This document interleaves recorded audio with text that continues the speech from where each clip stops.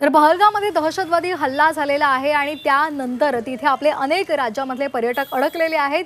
त्या संदर्भात आपल्याला अधिक माहिती देत आहेत आमचे प्रतिनिधी अश्विनी पांडे आणि त्यांच्यासोबत आहेत मंत्री गिरीश महाजन।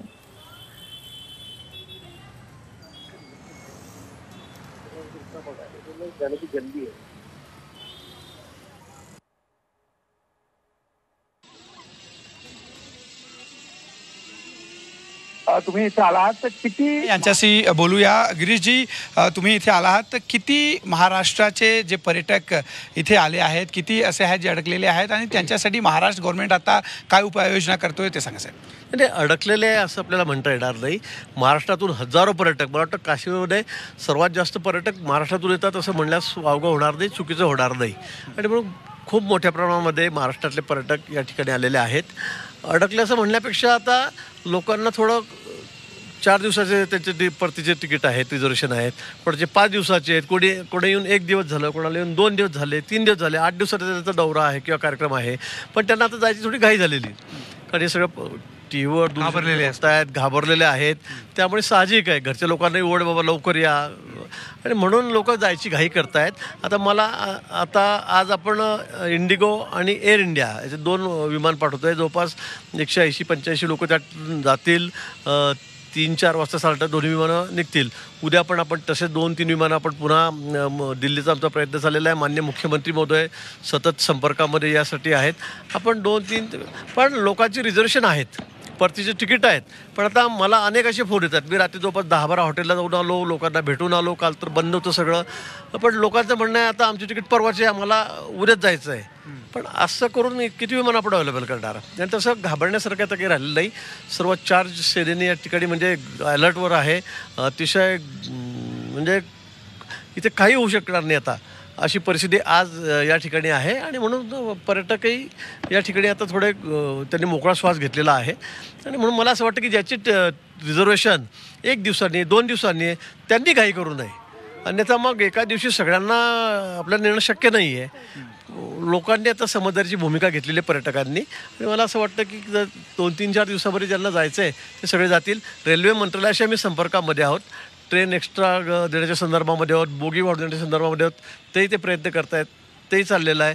आणि म्हणून मला असं वाटतं की आता परिस्थिती पूर्वपदावर लवकरच येईल। काल सीएम साहेब आमच्यासोबत जे नागपूरचे लोक जुळलेले होते त्यांच्याशी त्यांनी स्वतः संवाद साधला, ते स्वतः यामध्ये खूप इन्व्हॉल्व आहेत। सीएम सरांच्याकडे काय निर्देश दिला गेला आहे? नाही, सीएम साहेबांनी तर मला तातडीने या ठिकाणी पाठवलंच, पण अगदी 2-2 तासांनी साहेब रात्री 12 वाजेपर्यंत माझ्याशी बोलत होते। काही कुठली गरज असेल तर ती लगेच तात्काळ त्या ठिकाणी आम्हालाही कळवा, कुणाचे त्या ठिकाणी गैरव्यवस्था होता कामा नये हे त्यांनी मला सांगितलेलं आहे। पण त्या ठिकाणी लोक आपापल्या हॉटेलमध्ये थांबलेले आहेत, ही वस्तुस्थिती आहे। आज लोक बाहेरही पडलेत, मार्केटमध्ये आपण बघा तर लोक फिरतायत, चाललेलं आहे। पण जाण्याच्या बाबतीमध्ये फक्त एवढंच आहे की आजच्याच जायचं आहे, संध्याकाळपर्यंत जायचं आहे, किंवा उद्याच आमची व्यवस्था करा, आमची तिकीट 2 दिवसांनी आहेत, 3 दिवसांनी आहेत। मला वाटतं एवढे विमान आपल्याला अवेलेबल करता येणार नाही, शक्य पण नाही टेक्निकली, इथे उतरता पण येणार नाहीत। आणि म्हणून मला वाटतं आता पर्यटकांनी थोडा घाबरण्याचं अजिबात कारण नाही। त्यांची सगळी व्यवस्था आम्ही या ठिकाणी करतो। केंद्र सरकार आहे, राज्य सरकार आहे, आम्ही या ठिकाणी थांबलेलो आहोत। आणि कोणाला काही फार सिरियस अडचण असेल, मेजर अडचण असेल, कोणाला काही हेल्थच्या बाबतीमध्ये तक्रार अडचण आली असेल, त्यांनी आमच्याशी संपर्क साधावा। आमची हेल्पलाईन आम्ही इथं नंबर दिलेले आहेत। त्याचबरोबर मी सुद्धा इथे 2-3-4 दिवस आहे, जोपर्यंत सगळं पर्यटकाची व्यवस्था जाण्याची याची होत नाही तोपर्यंत मी इथे थांबलेलो आहे। माझा या ठिकाणी नंबर एक 9763405899 हा कोणाचा नंबर आहे? OSD आहे त्या ठिकाणी माझ्यासोबत जाधव म्हणून, त्यांचा हा नंबर आहे।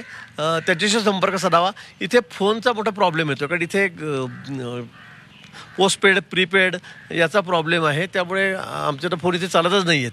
आम्ही तोही प्रयत्न करतो आहे, पण त्यांचा फोन याच्यामध्ये नियमात बसतो ह्यांच्या इकडच्या, त्यामुळे हा फोन सुरू आहे।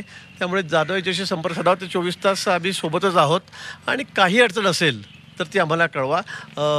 मुख्यमंत्री महोदयसुद्धा अगदी पूर्ण त्यांचं लक्ष या ठिकाणी आहेत। काळजीसारखं मला वाटतं आता काही नाही आहे।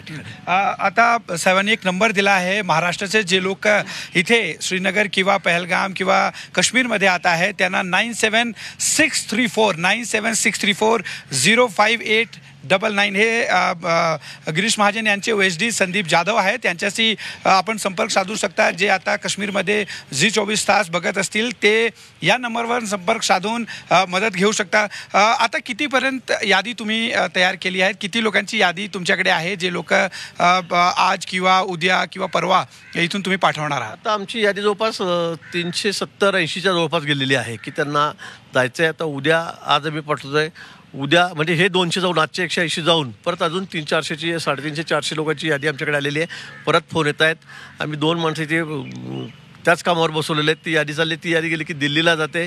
दिल्लीला ती कन्फर्म झाली, तिकीटं काढले.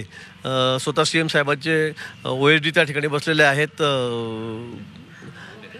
मनोज मुंडे ते त्या ठिकाणी लक्ष देत आहेत आणि रेल्वेच्या माध्यमातून सुद्धा आम्ही सगळी मदत लोकांना पर्यटकांना त्या ठिकाणी करतोय.